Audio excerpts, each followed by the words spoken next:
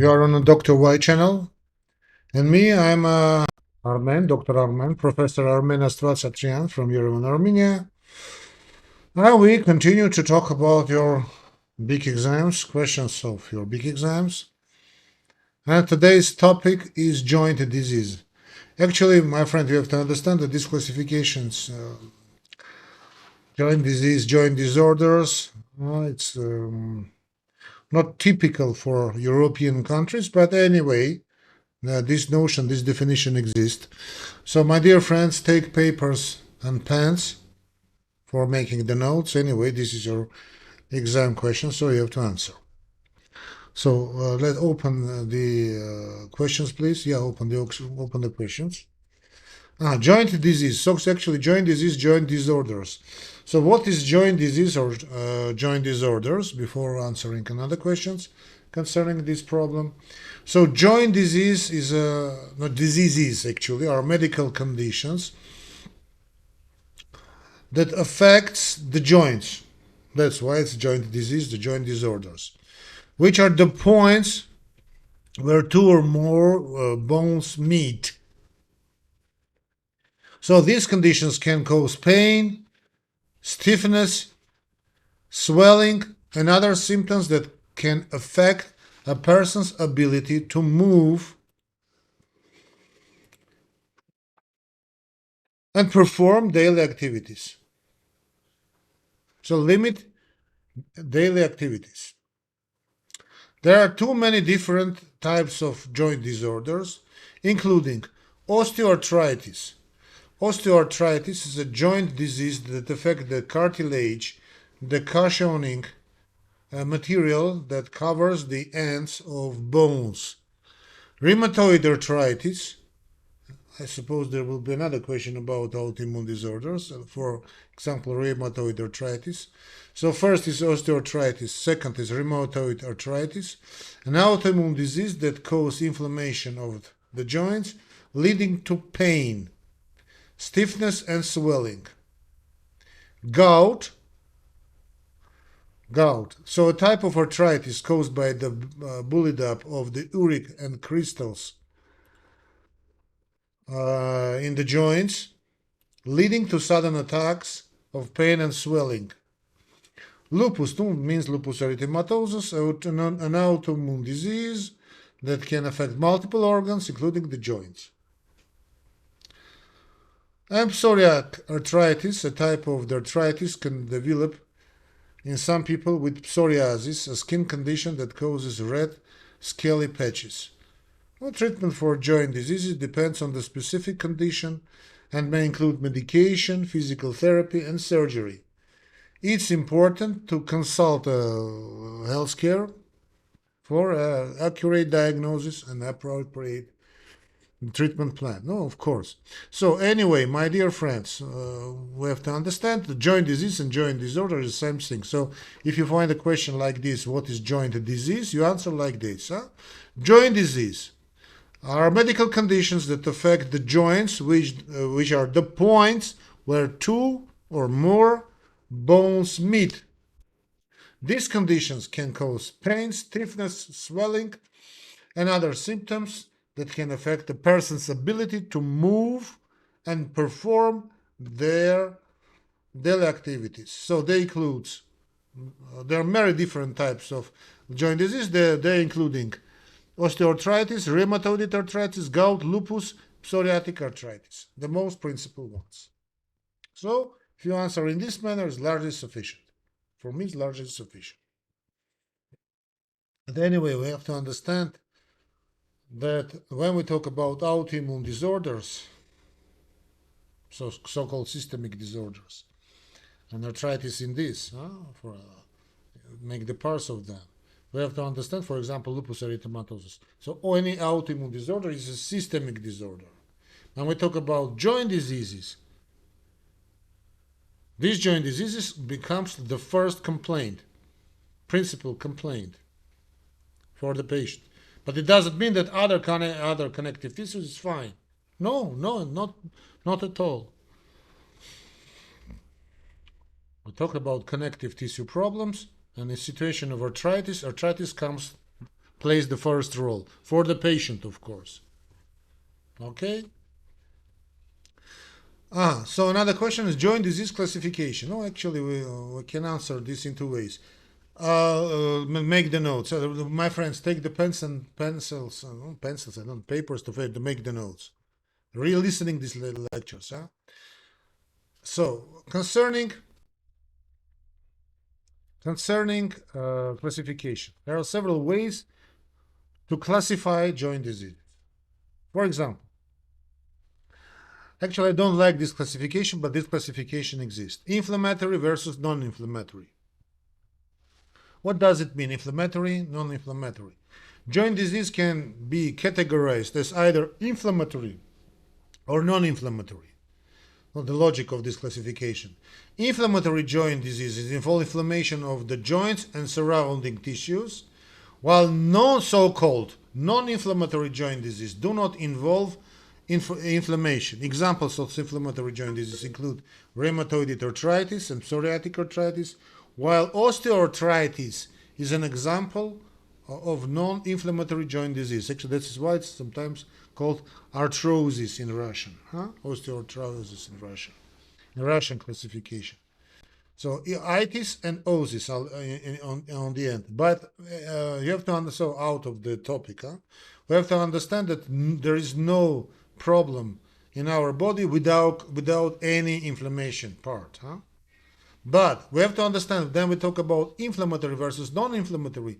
In inflammatory situations, for example, rheumatoid arthritis, psoriatic arthritis, inflammation complaints, inflammation first plays the first role, while as in osteoarthritis, in Russian classification, arthrosis, osteoarthrosis, inflammation doesn't play the first role. Degenerative problems plays the first role. Actually, another classification is degenerative versus inflammatory. Joint disease can also be classified as either degenerative or just inflammatory. Degenerative joint disease, such as osteoarthritis, are caused by wear and tear of the joints over time. Wear and tear over time. Inflammatory joint diseases, such as rheumatoid arthritis, are caused by autoimmune response that leads to inflammation of the joints. Monoarticular, very polyarticular. Another classifications, joint disease can be categorized as either monoarticular or polyarticular, depending on how many joints are affected. Monoarticular joint diseases affect only one joint. That's why it's monoarticular. Why polyarticular joint diseases affect multiple joints. Examples of monoarticular joint diseases include gout and septic arthritis, while examples of polyarticular joint diseases include rheumatoid arthritis and lupus erythematosus. Infection versus non-infection. For example, joint disease can also be classified as either infectious or non-infectious. Infectious joint diseases are caused by an infection in the joint, such as septic arthritis. Non-infectious joint diseases are caused by other factors, such as wear and tear or autoimmune response. Another question. Joint disease research methods. No, means joint diseases diagnosis. How we diagnose the joint diseases. Okay, so the research methods means diagnostic techniques. So diagnosis of joint disease involves a combination of medical history, of course, anamnesis, physical examination, and diagnostic tests. For example, some steps that they typically involved in diagnosis joint disease. Medical history. What does it mean? We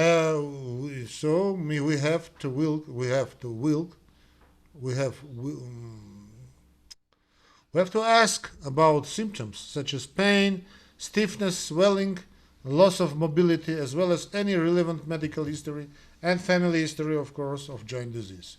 Physical examination, we will examine the affected joint, or joints for signs of inflammation, swelling, redness, worms, and tenderness. They may also test for range of motion and perform specific maneuvers to assess joint stability. Imaging tests. Diagnostic imaging tests such as X-rays, computer tomography scans, imaging techniques, MRI scans of ultrasound may be ordered to visualize the affected joint and look for signs of joint damage and inflammation. Blood tests. Blood tests may be ordered to check for the markers of inflammation, CRP, for example, C-reactive protein, or erythrocyte sedimentation rate, ECR, as well as to rule out other conditions that may cause joint pain and inflammation. What else? Joint fluid analysis. In some cases, we may perform a joint aspiration in which a needle is used to remove fluid from the affected joint. The fluid can be analyzed for signs of infection, for example, inflammation, or other underlying conditions. Biopsy. Biopsies are in rare cases. A biopsy of the affected joint tissue may be performed to confirm a diagnosis and develop an appropriate treatment plan, management plan. No, and differential diagnosis. The next question is differential diagnosis of joint diseases.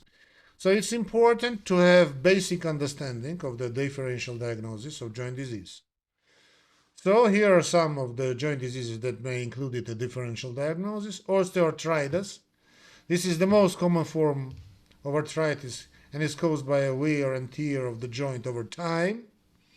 It typically affects older individuals and can cause joint pain, stiffness, and loss of mobility. Rheumatoid arthritis. This is an autoimmune disorder, of course, in which the immune system attacks the joints, causing inflammation and damage. It typically affects the small joints of the hands and feet and can cause joint pain, swelling, and stiffness. Psoriatic arthritis. This is a type of arthritis that occurs in individuals with psoriasis, a skin condition. It can cause joint pain, swelling, and stiffness, as well as skin changes. Ankylosing spondylitis. This is a type of arthritis that primarily affects the spine, causing inflammation and pain, vector of disease. Ankylosis. And it can also affect other joints, such as, for example, the hips and the shoulders, but the principle, of course, is the spine. Then SLE. SLE is the systemic lupus erythematosus. Of course, this is an autoimmune disorder that can affect multiple organs, including the joints. It can cause joint pain, swelling, stiffness, as well as skin rashes, fatigue, and other symptoms. Gout. Gout, this is a type of arthritis caused by a buildup of the uric acid crystals in the joints, typically affected the big toe. It can cause severe joint pain, severe swelling and redness. Infectious arthritis. This is a type of arthritis caused by an infection, typically bacterial. It can cause joint pain, swelling, and fever. What else? Reactive arthritis. This is a type of arthritis that occurs as a reaction to an infection, typically affecting the joints, eyes, and urinary tract. And GIA, juvenile idiopathic arthritis. This is a rare type of arthritis that affects children, typically causing joint pain, stiffness, and swelling.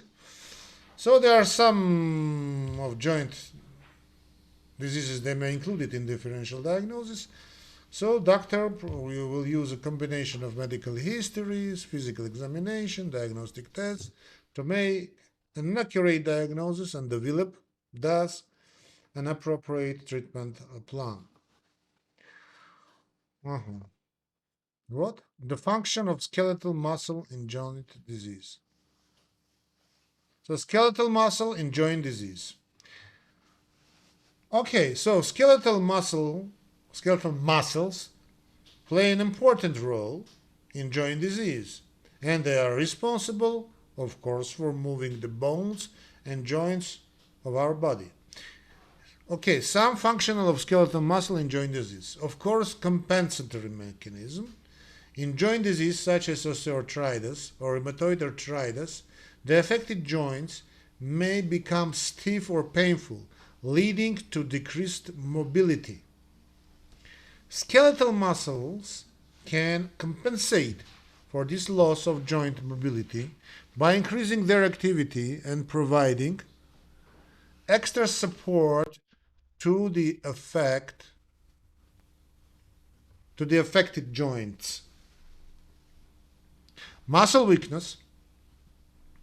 In some joint diseases, such as inflammatory myopathies or muscular dystrophies,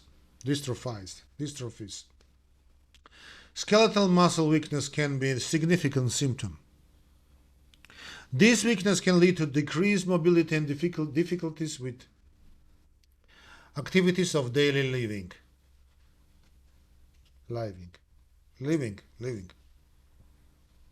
So compensatory mechanism, muscle weakness, muscle atrophy. Muscle atrophy in some joint diseases, such as immobilization or disuse, skeletal muscle atrophy can occur, sometimes with atrophy, can occur due to decreased activity. This can lead to decreased strength and mobility, as well as increased susceptibility to injury. Musculoskeletal joint protection. Skeletal muscles can help protect these joints by absorbing shock and distributing forces during movement. This can help reduce the stress of the joints and prevent further damage. Now, finally, rehabilitation. Physical therapy and exercise are often prescribed as a part of the treatment for joint diseases, as skeletal muscles play an important role in these interventions. Strengthening exercise can help improve joint stability and mobility, while stretching exercises can help improve flexibility and reduce stiffness. Overall, skeletal muscles play a crucial role in joint disease, both as a compensatory mechanism as a target for intervention. By improving the function and strengthening the skill of skeletal muscles, individuals with joint disease can improve their mobility and quality of life. So once again, changing of lifestyle, of course. So I see that's enough, huh? That's enough about the problem of joint disease. Okay, so joint disorders. Thanks for your attention, my friends. See you in other lectures. Don't forget to follow and subscribe our channel. See you in another lectures. Goodbye and God bless you.